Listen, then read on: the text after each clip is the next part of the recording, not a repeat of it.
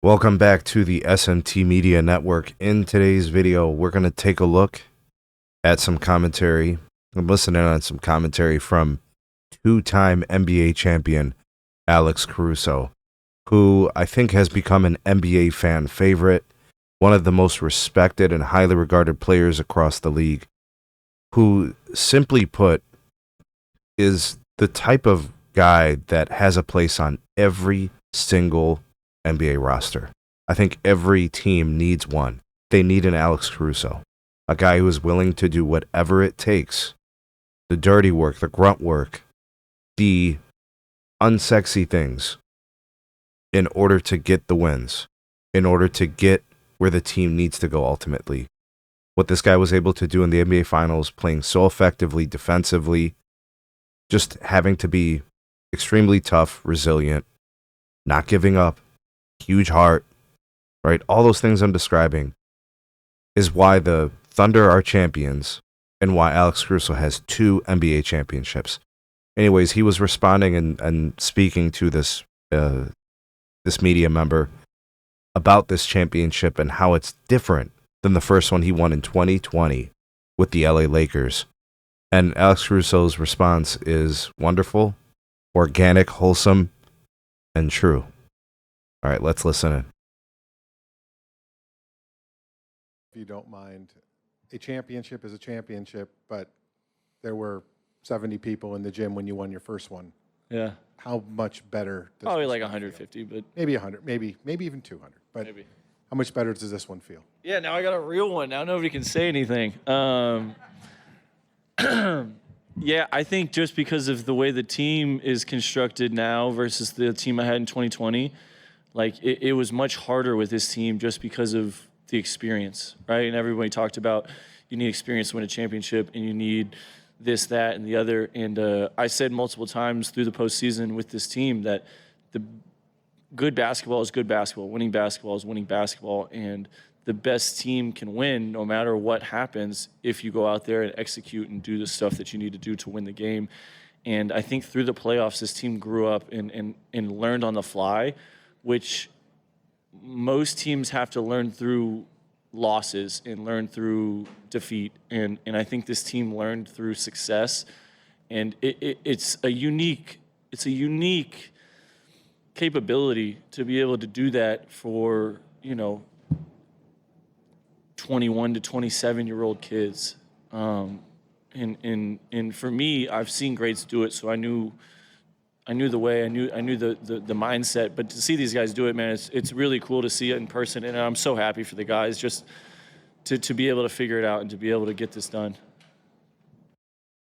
All right, let's just unpack that a little bit. Won't take much to do so. What Alex Caruso is speaking to is the experience factor, which obviously he possesses, but he can only do so much, right? As the elder statesman on that team, the team is so young. If you go through the starting lineup and then even through the bench, you just got to get thrown into the water, right? You just have to get thrown into the fire. There's all these metaphors. There's all these analogies. And you can do it even within the experience itself, gain the experience and win within that same time frame. It's just unique players that do it, right? SGA was a big part of that. J-Dub was a big part of that. Chet was a big part of that. And so was Alex, right? Moving these guys along through the experience. And, he's right about that. And that's happened in the past and we've seen it play out. But I think most telling about this commentary is when he speaks about the ring and the difference. When he won his ring in LA, he hadn't done it yet.